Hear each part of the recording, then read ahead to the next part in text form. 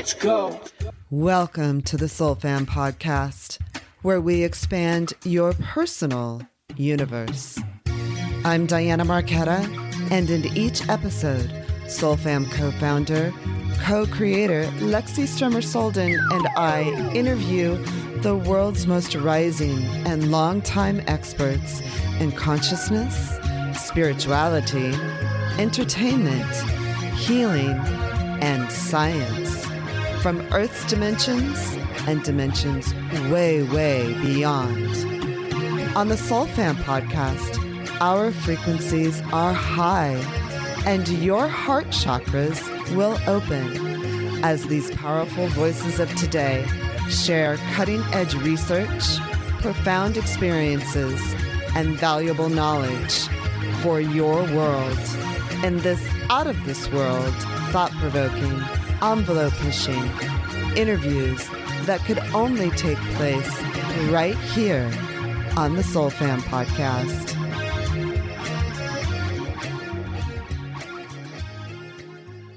Welcome to the Soul Fam podcast. Today on this episode, we have the fantastic author and writer JL Weir, Jennifer Weir, whose book A Crown Without Mercy is about to be published, correct? And it is published. It is an entry into the fae and fantasy realm that I feel like Jennifer channeled. It is a book. I have not read a novel for a fiction novel for a long time. I couldn't put it down. It is fascinating. It's Game of Thrones like, if not better. How did you get into writing, Jen? And is this your first novel, your second novel? This is actually my fourth book that I've now written. I have two series. The first series is The Legend of Mortem, which was the first book I'd rather burn. That's the first book in that series. I'd rather burn The Legend of Mortem. I started that series, have 3 books published of that series. Well, and then getting them published under my publishing company. They have been traditionally published through a traditional publisher, but I just took over and started my own publishing company. So they're being published under that, Raven Publishing.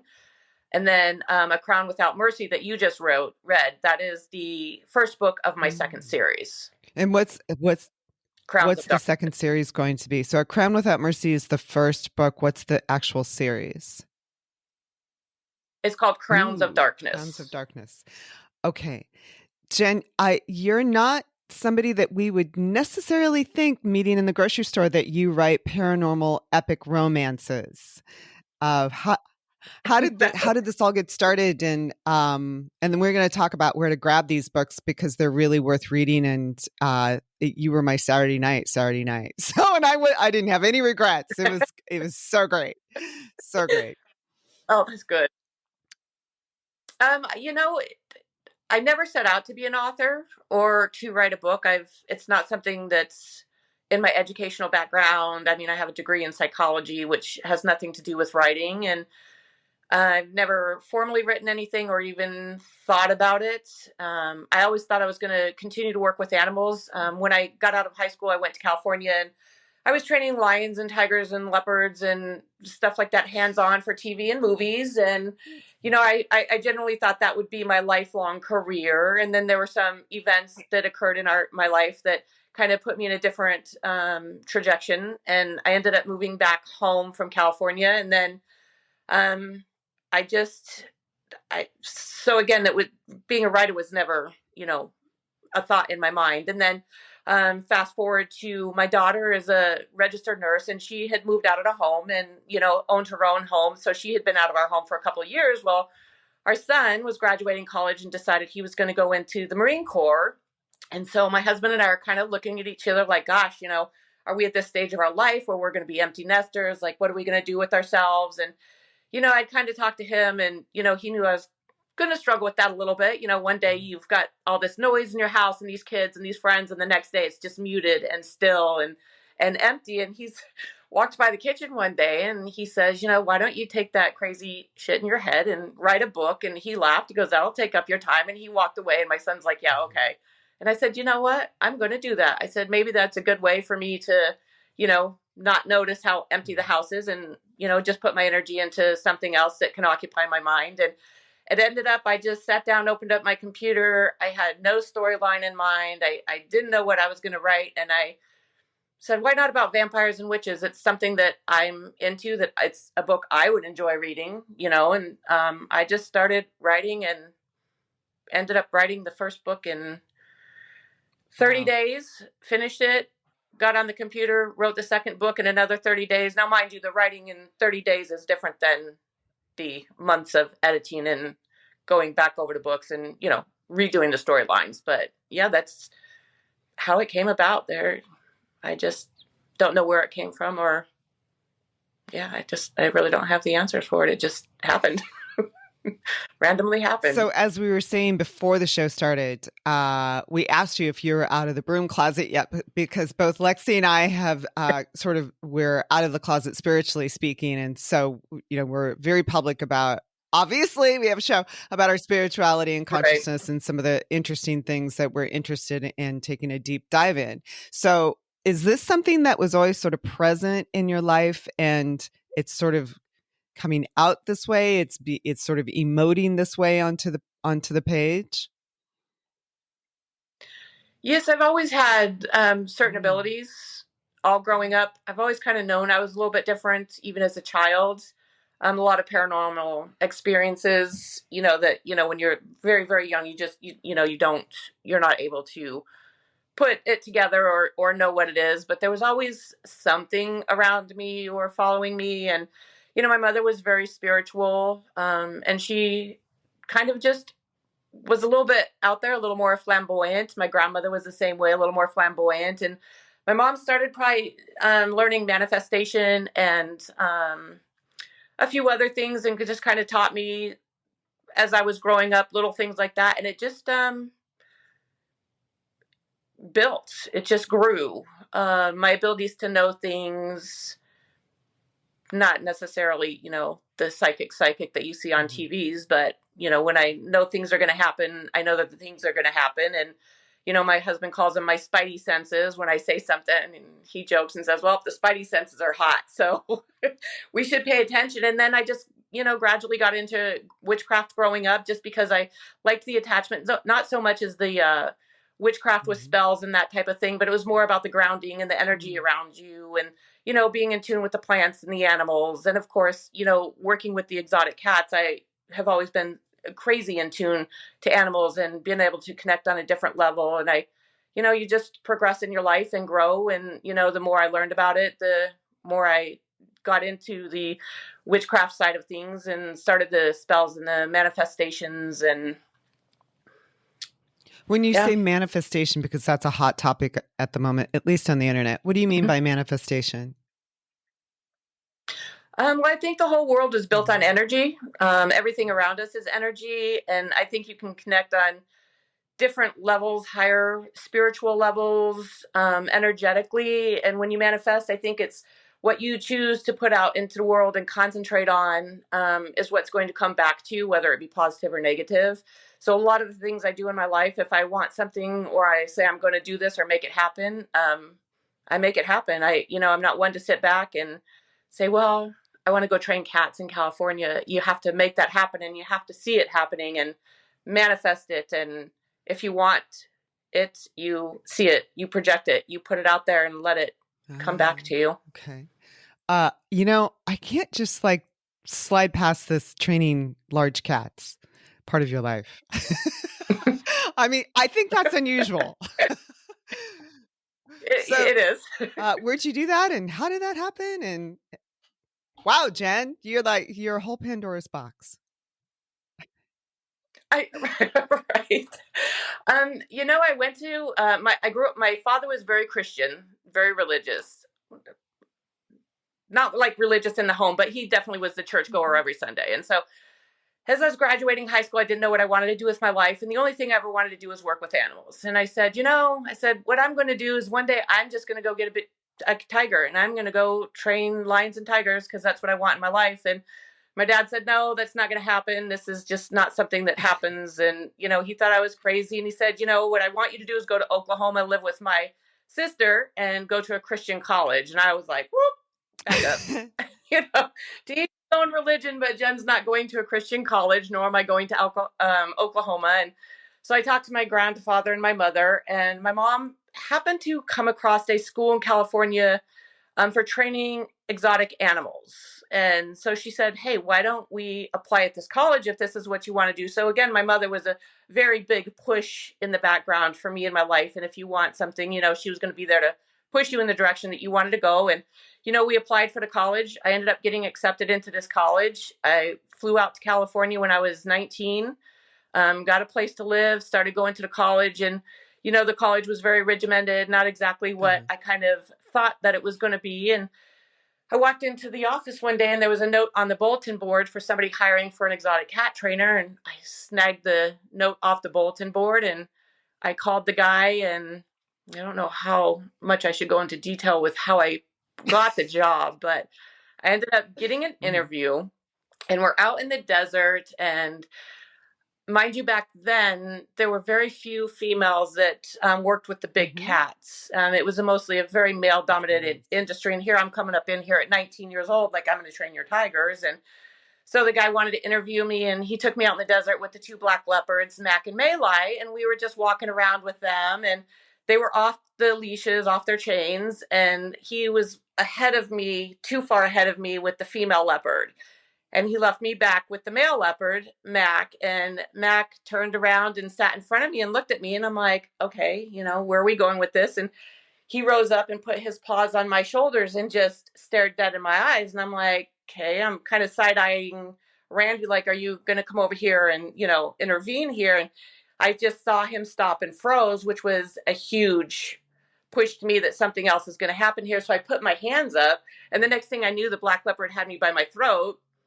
And I kind of grabbed him and threw him down. And I was like, all I could think was bad kitty. I'm like, bad kitty, what are you doing? And Terry comes running over to me and he's like, oh my gosh, are you okay? Okay. And I'm like, oh, I'm fine. And I honestly think I got that job because he didn't want to get sued for me being, having this black leopard attached to my throat. And it just spiraled, and I ended up getting the job, and it was incredible and amazing. And I raised a lion cub in my home. He slept in my waterbed with me and my German Shepherd. And it just went from there. That's amazing, Jen. Okay, that was not a story I expected to come out of your mouth. Jealous. This is lion cub that slept in your bed. Do you have any idea how much we love big cats? We're so jealous. Yes, just my baby. Zambi's just my baby. Just loved the job. Did those animals end up going into Vegas or going to zoos or circuses, or is it still at a private establishment? I mean, I'm sure by now they've passed for the most part. Yeah, they have. No, they were never those kinds of animals. They were the gentleman I worked for. His name was Randy, and he owned this huge company out of California. I don't know if you have ever heard of it. It's called Original New York Seltzer, and it was a big, huge seltzer drink back in the day. And he was a multimillionaire, and they were kind of like his side gig. So he had, tons of money. I mean, the cats were as well cared for as you could ever be. He had an entire compound for them. He raised all of them in his home, in his Hollywood Hills mansion. They slept in his bed with him. So they were very hand-raised, pampered animals. So no, they never went to a zoo. They were his private cats, and he used them for like his business to do his promotions. And then, he started, people would come and pay him to use the cats in commercials or TV shows. The big tiger, Shere Khan, he was actually the tiger in the movie with Russell Crowe, Gladiator, when Russell Crowe is in the arena and the tiger comes out and attacks him. That's actually my boss, Randy, the owner of the cats, had stepped in for Russell Crowe and was dressed up, and he was the one who was attacked by the cat. And so it was just kind of his hobby, a side gig for him. But no, the cats lived with him from day one to, Interesting. They're passing. Only in Hollywood. Yes. And that is one of my very favorite movies. So now I'm going to watch it again for the 30th time. I know exactly which scene it is. So. Yeah. Wow, Jen. Okay, so back to the paranormal romance writing. And So when we were talking last week about your books, I realized this wasn't something you were planning on doing. Are these stories that have always kind of been rolling around in your head? Or is this when you sit down to write, this is simply what comes through, almost like channeling? Yes, I did not have any story in my head or an idea for a story. I just sat down, just started writing, and I've always been an artistic, creative person. And, my mother was a extremely talented writer. She wrote poetry. She wrote a small children's book back in the day. My grandmother was a professional artist. So we've always kind of had those creative genes, which I truly believe, my mother and my grandmother are on this journey with me. Um, Again, the stories just flow. I'm not sure where they come from. Obviously, I come up with them, but there's also many times where I'm like, where am I going? Or, I'm stuck. Like, where's the story going? And I generally just, again, put it out to the universe and let go of it and say, you know what? We all kind of joke that I have a ghostwriter because we don't know where some of this comes from. And some of the stories, even when I go back and read them, I'm like, how did I do this? Or where did this come from? And I'll just go to bed and there's just put it out there in the story. I wake up generally 1 in the morning and just the stories are just coming into my head and I have to get up and, put them in notes on my phone. So, when I wake up in the morning, I don't remember, I remember doing it, but it's not like I would remember these stories line if I hadn't got up and written them down. And then, yeah, I just wake up and struggle to decipher the notes the next morning. Like, what was he saying or what was that? But yeah, I do think some of it is channeled because it comes so heavily to me at night when I just release it and I kind of just put it out there to the universe. And I'm like, where are we going? Like, give me the idea. Like, what are we writing next? And sure enough, there it comes. I thought you had mentioned something about a magic lantern. Yeah, it's not a magic lantern per se, but I have a um, antique or a vintage swag light. It's got the multicolored glass, and it's on the old chain. And it was in my grandparents' bedroom as long as I can remember. And so I inherited that. I took it and I have it hanging in the corner of my bedroom. And whenever I'm sitting in my room, I always have the lamp on, and I always have it on before I go to bed, just because it's very soothing to me. And it's at those times where I'm most stuck and I just kind of look at the lamp and I'm like, where are we going to, I need some ideas. Like I'm stuck here. And you could say it's an electric issue, but the lamp will flicker and the lights will flicker. And whenever I know that that lamp is flickering or the lights are flickering in and out and I hear that, I know right then I'll wake up with my story. So how many years have you been writing now? Oh, wow. 2.5. And you've done 4 books? Mm-hmm. And I have 2 more that I'm currently working on, one for each series. Yeah, we're lame as writers compared to you. That's wild. So tell us about getting this first book published. What was the first book exactly about? Because I did not get a chance to look into that yet. So I'd Rather Burn, The Legend of Mortem, is a storyline between witches and vampires. And it's kind of a mythical world building where they're in a romance and Jadis, the main character, gets stuck in certain situations, and Aiden, one of the main characters, who's a vampire, ends up pulling her out of the situation and into his life. And once she gets pulled into the world of the vampires, her world kind of starts spinning out of control, and things from the past that she never knew existed are now clawing their way to the surface, putting her in the upfront of this war that's 1,000-year-old war that's now springing back to life. And she ends up finding herself in the forefront of this war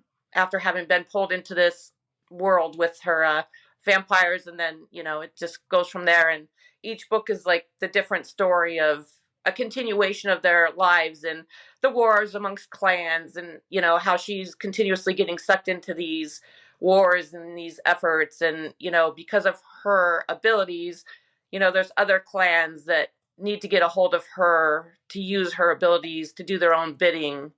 So yeah, it's just a mythical world and wars and vampires and witches and archaic magic, witches, warlocks, wizards.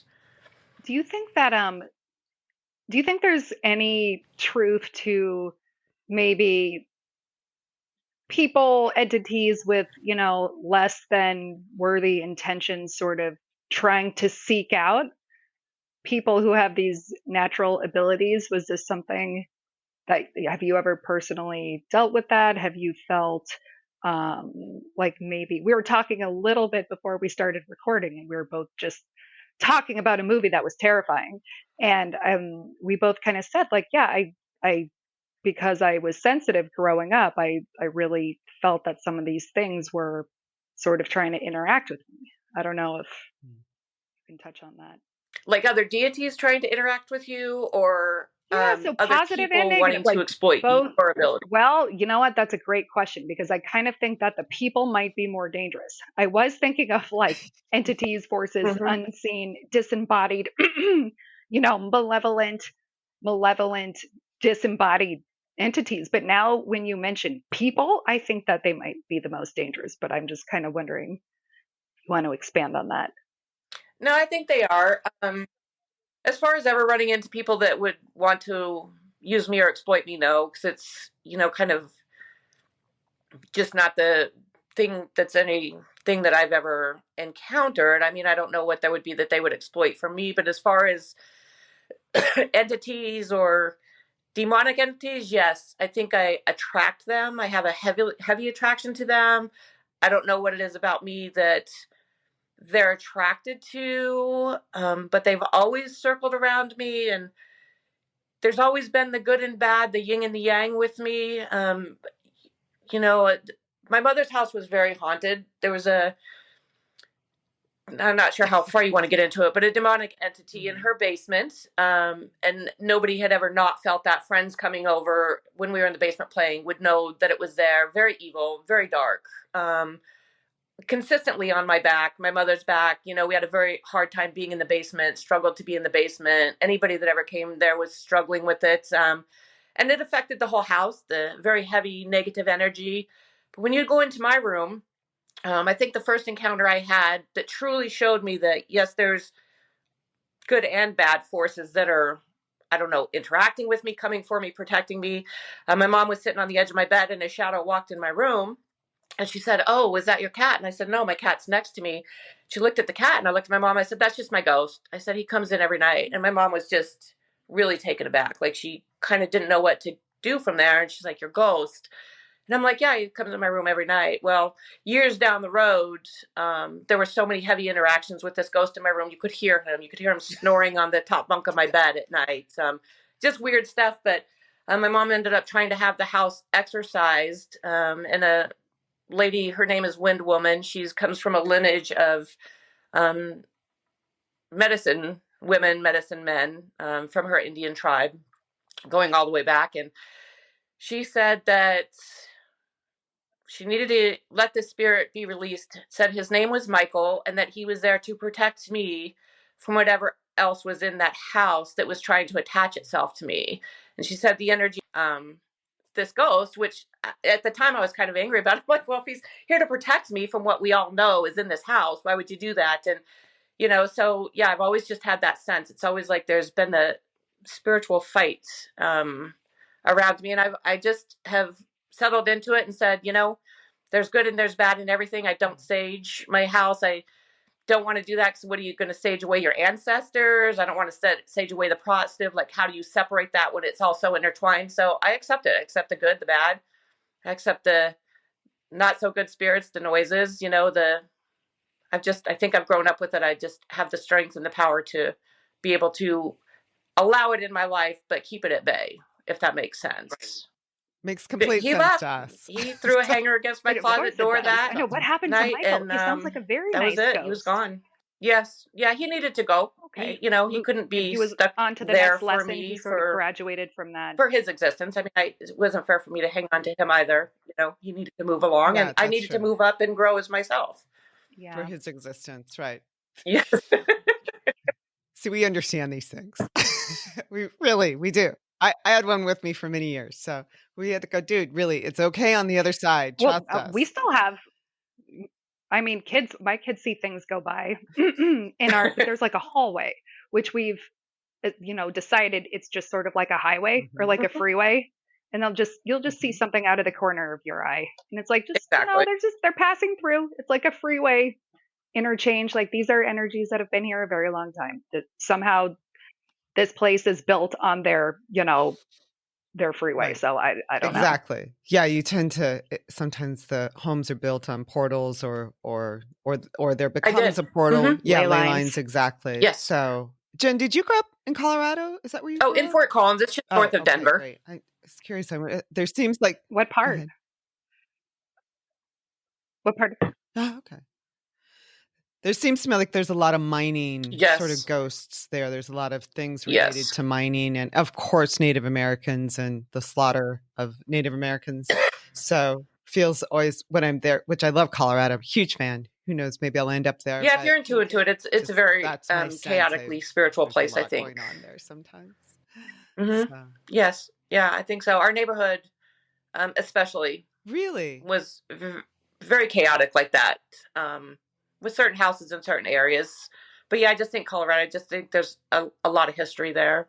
And if you're in tune to it, I think you can feel it and pick it out. And, you know, but hmm, then again, everywhere I've ever been, they've followed me. So, You sure can.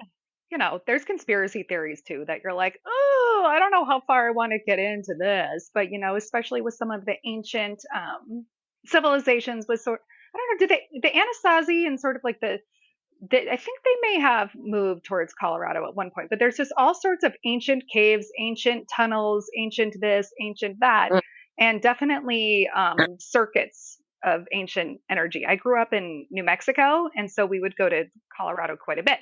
And so I remember just being on, well, mm-hmm. I-25 was our stretch, and there's definite vibes that you get if you're sensitive. I mean, Fort Collins, on the surface, it seems like a really quaint, cozy, charming little place to grow up. Was that how it was for you? Yeah, it was. It was amazing.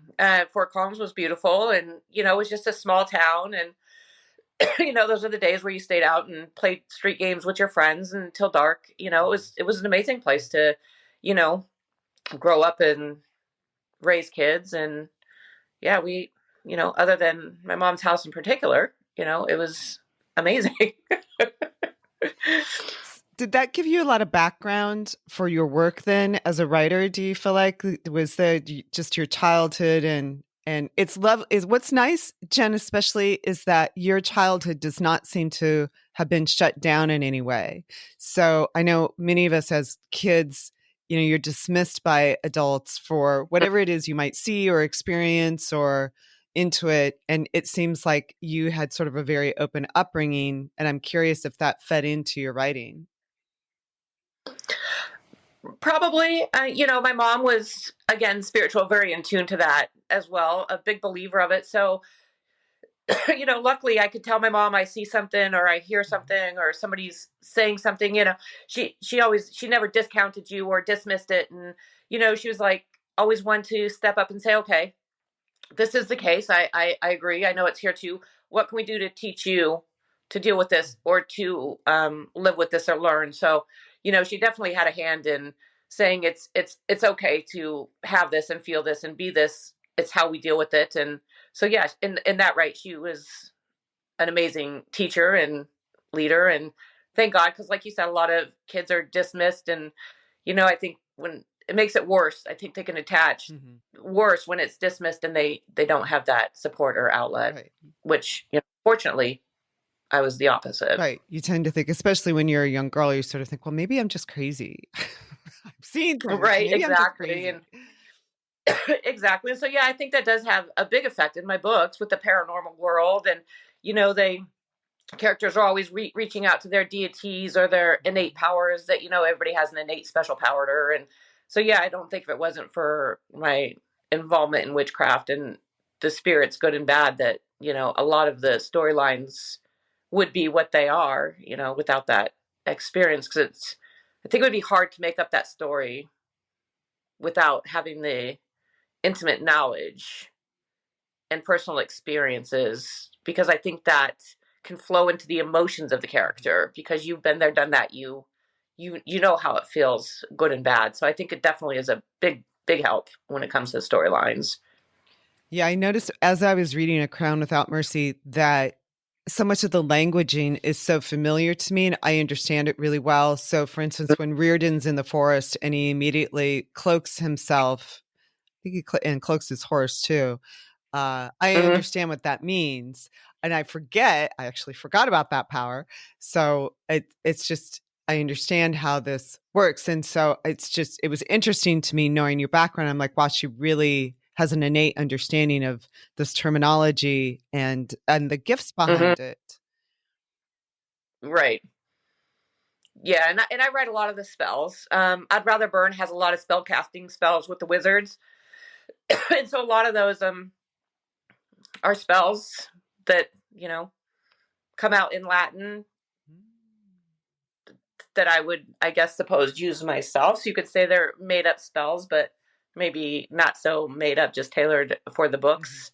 So I read a lot of those out in Latin, and of course, tailored to the books. But yeah, it's the knowledge that makes it so believable, I think, in the Yeah, books. it feels very real in the books, and at least that was my sense. It just felt very common. It sort of felt very natural. That's what Mhm. I should say. Do you know Latin, by the way? Only when I'm using it to do certain things. Otherwise, no. I mean, I have a Latin background as far as educational for, medical classes and stuff, but not like I read a Latin Bible. But for my areas that I do, I'll talk about a lot certain things in Latin, and I just think it connects a little bit better. So It Right, sounds like so that's say, about good. the extent of I my mean, Latin. yes, Latin Mhm. sounds so good. And I just have to say that, my fellow witches, the witchy energy is so powerful today. And I just want to wish you both a happy spring equinox. I feel like we kind of have to acknowledge that since we're right in Yes, that window. Yeah. absolutely. Do you Yes. feel like the energy is more potent around the Sabbats, let's say around the equinox or the solstices? Do you get sort of like a surge of energy or inspiration? This equinox for me, I am exhausted. I don't know about anyone else, but I do not feel very springish yet. So I'm just wondering how these sort of classic times of year for witches sort of affect you. I don't really notice that I have ever noticed a big difference. I think it's just been so, all of this has just been so innate to me all growing up that certain seasons changing, I feel more powerful when the spirits or when the spring is coming. Of course, the birds and the animals are getting ready and the plants and are blooming and blossoming. I think it definitely feels more powerful with that.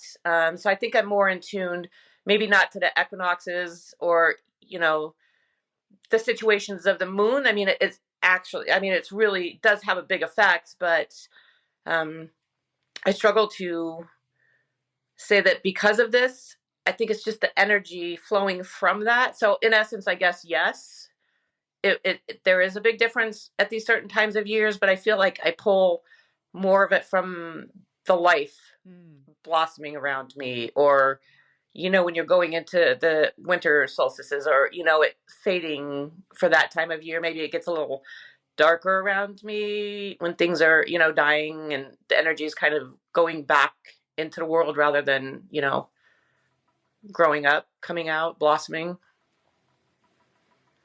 I know I keep forgetting that you never had a moment where you had to sort of hide your spirituality or your gifts, because I very much Mm-hmm. think that for me personally, I don't know about you, Diana, but I'm just still within the past like 5 years merging the two selves, like the outward facing, corporate Mm-hmm. self, and then sort of like the inner little dorky wizard witch girl who just wants to, play in the sand and talk to the animals and walk around barefoot. But for you, this is like you were saying, it's just always been natural for you. You've always been in sync, and you didn't have a moment where you sort of split between your true self and sort of like maybe your public facing self or your adult self. I don't know if that makes sense.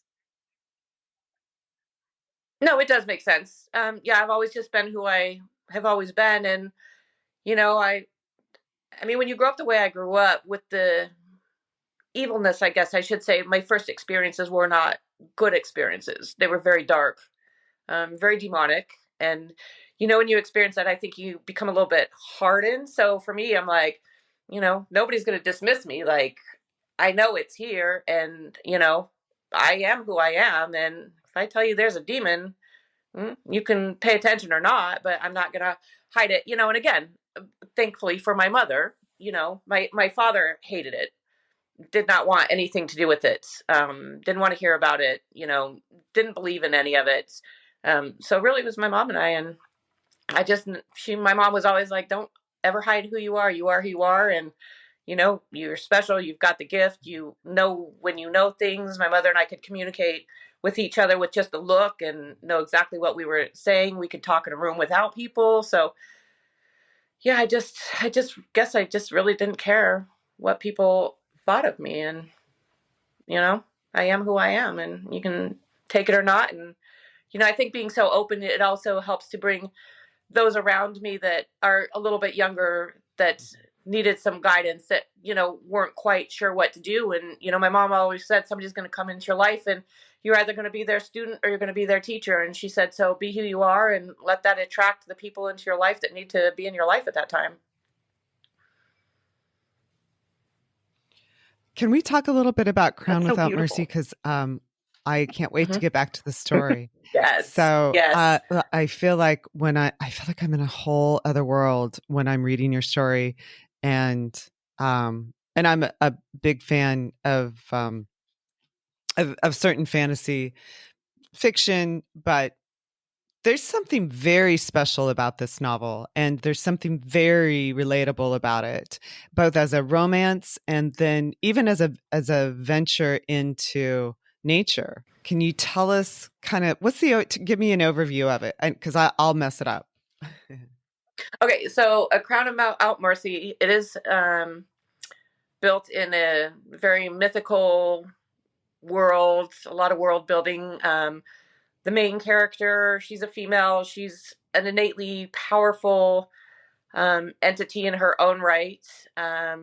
Basically, her lineage of individuals has to be hidden from the vampire race because they are set out to marry an original, in essence. And that's what they will do regardless of what it takes. If they find the original from this certain lineage of individuals, they will do whatever it takes to get this female and mate this female, because that's been their whole destiny. They have to only mate an original because, of course, they're originals themselves and they want to keep their bloodline pure. And, you know, the only way to keep that bloodline pure in their race is for originals to mate originals. So throughout the history of their kind, this is how it's been. And, you know, this girl, her father and mother are always like, we don't want you to be put in that situation. We need to protect you. So they've always hidden her true identity. Well, the situations happen, her identity comes out. The vampires are very aware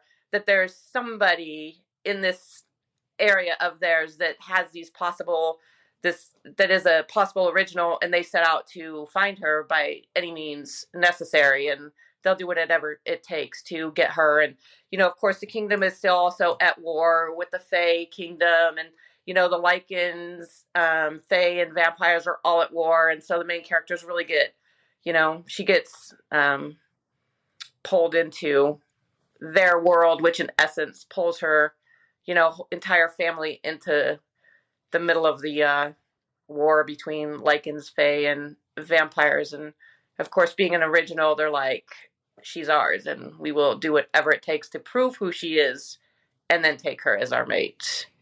Is that to mess with the bloodlines in order to destroy the pure bloodlines, or is it because the vampires feel that that bloodline is more powerful or has certain powers that theirs doesn't?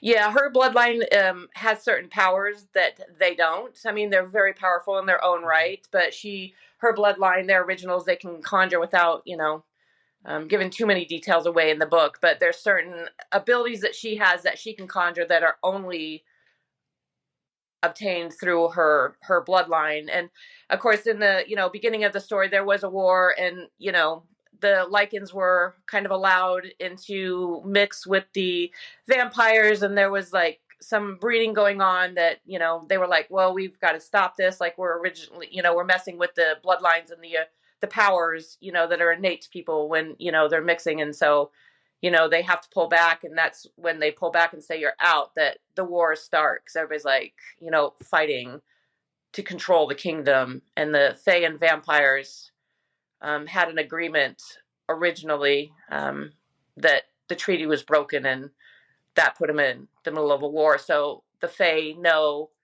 this female has these powers, and if they can get this female and exploit her powers for their benefit, they can rule over the kingdoms. And the vampires also, well, no, she's destined to be our mate. This bloodline is our destiny.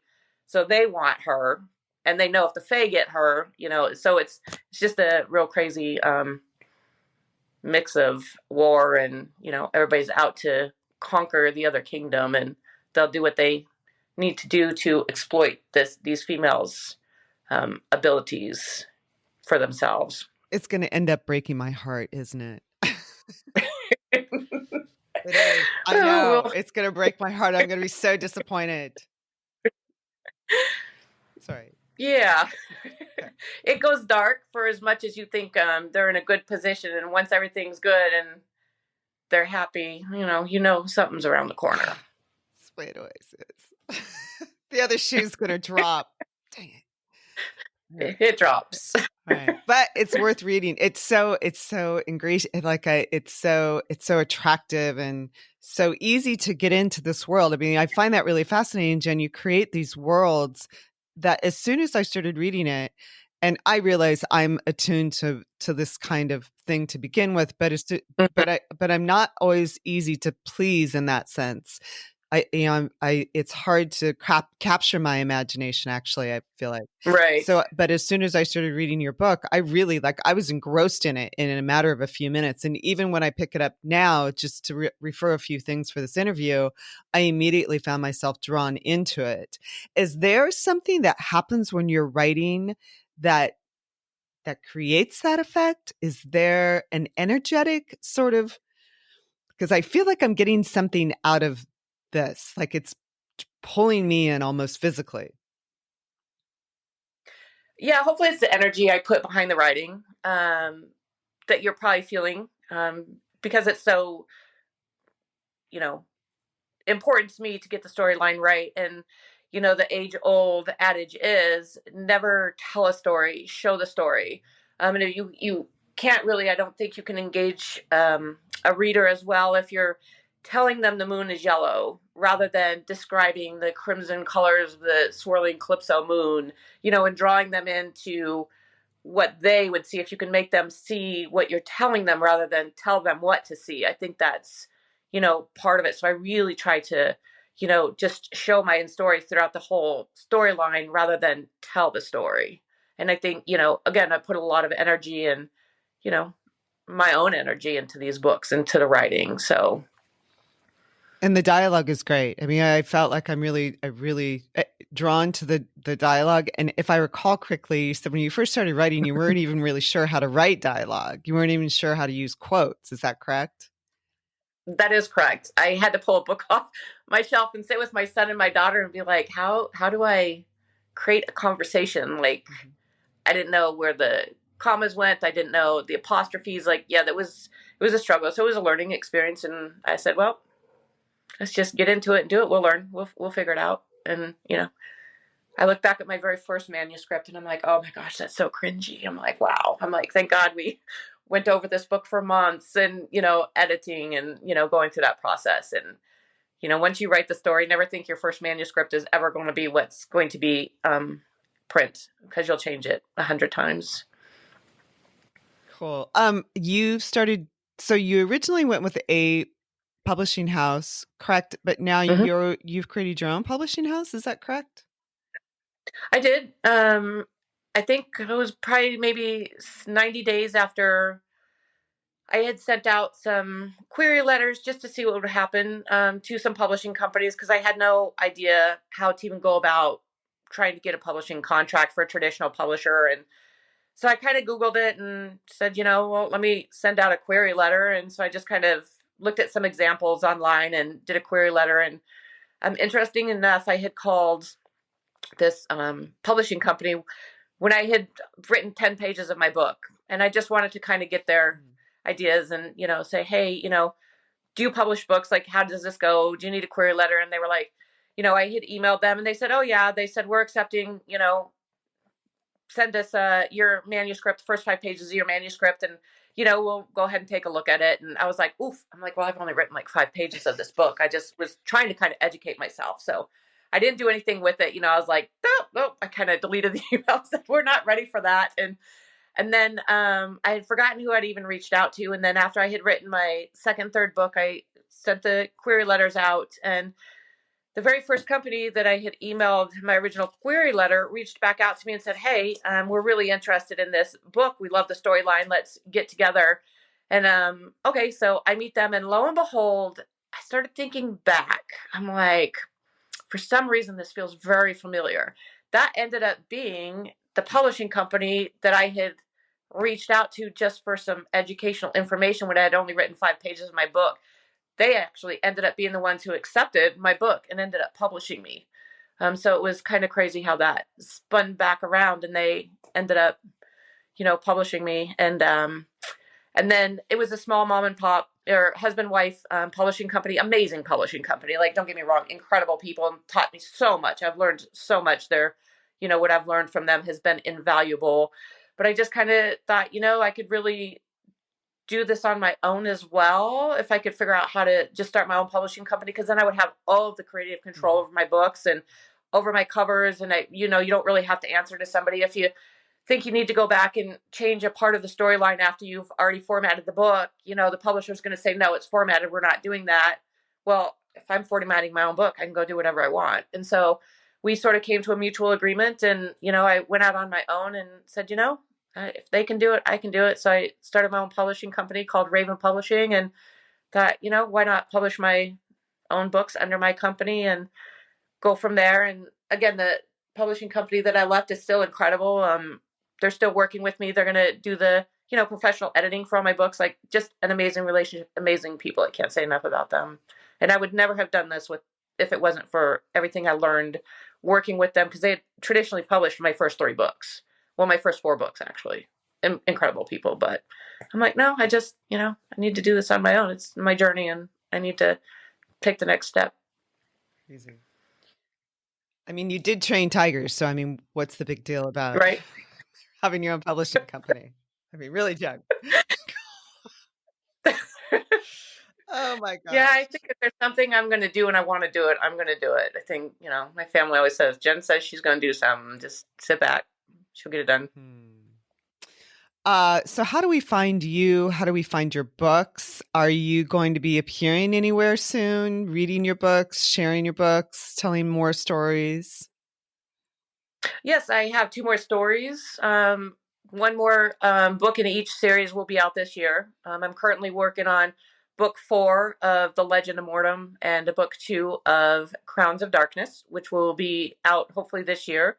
All of the books will be available on Amazon. Hopefully by this Friday. There's some glitches with Amazon that they're fixing, but all the books are currently uploaded under my publishing company now, and being published under Amazon. So you could go to Amazon and just look under JL Weir. Any one of the titles will pop right up, and you can be available for purchase. The ebooks will be coming out soon. You could also purchase the books off Ingram Spark. The paperbacks are available on Ingram Spark currently. The ebooks will also be available on Ingram Spark. I do have a TikTok account. So I do a lot of TikToks that explain the books, do videos for the books, and, have passages of the books. What's your TikTok handle? It's JL Weir Author. You and all the other witches on TikTok. Exactly. That's right. There's a lot of us. There's a lot of book talkers. Yeah. But it's a trend at the moment. It's a huge trend. Love it. Lexi, what do you think? Sorry, I was just like, having throat chakra problems. Well, I was just thinking, I mean, yeah, for people who are like, wow, is Jen taking submissions? She's got a publishing company. How do I send a query to Jen? Is that something that you're doing right now? Are you accepting queries or submissions from writers out there, even if it's just to give feedback? I am. I would give feedback on storylines and do like I'm up for basic editing, not formal traditional content editing, but I am definitely up for reading people's manuscripts and giving some advice on the manuscripts. I'm not accepting queries as far as publishing at this time. I will be. Actually, one of my old bosses from one of my previous positions wrote herself a book, and she reached out to me and asked if I would be willing to publish her book under my publishing company. And I'm like, oh, absolutely. So right now we're using her to working with her to get her book published under my publishing company. And, once we get that and worked out and get how that goes and get it smooth, then, we'll probably open up to accepting, queries down the road. Right now I'm not. I do a lot of editing for people, just as far as giving advice on manuscripts and, they're like, what do you think about this? Or is this flowing? I'm definitely, I shouldn't say we, because it's me. I'm definitely open for that. But yeah, as far as publishing, I am not accepting inquiries for publishing at this time, because first we've got to get my books up, and we've got to get my friend Brenda's book up, which will be available this year as well. And then we'll take the next step down the road. But this is my first step, and I've only been doing this for about 5 months. So it's wild. It's really wild, Jen, how you've done this, how you've created this whole world within your world. So, by the way, did you have any background at all, any education or any studying that you did about the Fae world or lichens or any of that, or has this just purely come out of your creativity? Yeah, it's just come out of my head. Yeah, I kind of sit back and laugh. My daughter's like, "You don't give yourself enough credit. You're very creative." And I'm like, yeah, but some of this stuff, it's crazy. Like, where did it come from? How did I come up with this? Because I don't have formal experience. I mean, I've read paranormal romance books. I've really enjoyed them, but it's been limited. And of course, since I started writing and decided to write, I haven't read anything because I have the big paranoia in my head. What if I get somebody's idea in my head and it sounds similar? So, I completely stopped reading anything once I decided to write. So really the stories are just there. Yeah. Never went to mystery school, not a graduate of No. thought or anything like that. Nope. I went from training tigers to a psychology degree to writing a book. So Oh, that's interesting. I mean, I love the fantasy world, of course, being witch, we love the spiritual and the, those types of things. And, I love all the Game of Thrones and, I watch every, type of movie like that, TV series about vampires. So yes, I am very familiar with the world of witches and lichens and vampires through that. But as far as, any type of formal studies, no. Well, maybe we'll see A Crown Without Mercy on the small screen or big screen sometime soon. We will. That's going to be down the road. Putting it out there. Yep. By the way, Jen, are you on Instagram or anything like that? Is it just TikTok? Just so I know for sure. I'm on Facebook and Instagram. Okay. JL Weir author. Okay. If you search that for Instagram and TikTok and Facebook, okay. I have JL Weir authors page on Facebook, and it's all pretty much the same JL Weir for Instagram, TikTok, and Facebook. Okay. And then just on Amazon right now, we buy your books. You don't have a website up specifically for your company or for your books yet. Is that right? That is correct.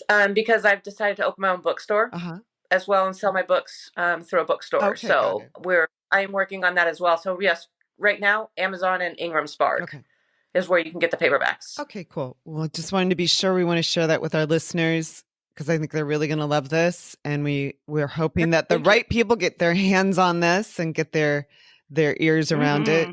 And I'd love to see this in 3D, 4D sort of experience. It's already in my head. So I can already feel like I'm walking through this whole world as I'm reading A Crown Without Mercy. So I'd love to see it. Oh, yeah. We'll put it out there. Right. Thank you so much. Am I missing anything, Lexi? Oh, I don't think so. I mean, I almost wanted to go on a tangent about how you should take the Fae seriously because they can be scary, but I'm sure you touch on that in your book, Jen. I might probably make them angry. Maybe. Yeah, right? Yeah. No, you're Yeah. amazing. Yeah. The I Fae, hope you come back. And yeah, I'd love to. we just to come back and talk about more of the tangents that we kind of started, um, with different things with like entities and the Fae and all of that. Really appreciate your time and appreciate you being so open and vulnerable about just you being an intuitive, sensitive person your entire life. And your relationship with your mother sounds really special. And it was really beautiful to hear about that. Yeah, well, thank you. I've enjoyed being here. I appreciate it. Thank you for joining us for this episode of the Soul Fam podcast.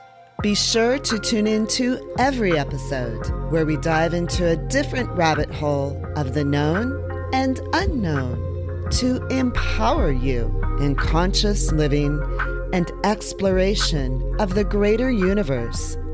We hope you leave each episode with a little stardust in your hair and inspiration in your heart. With love from your Soul Fam.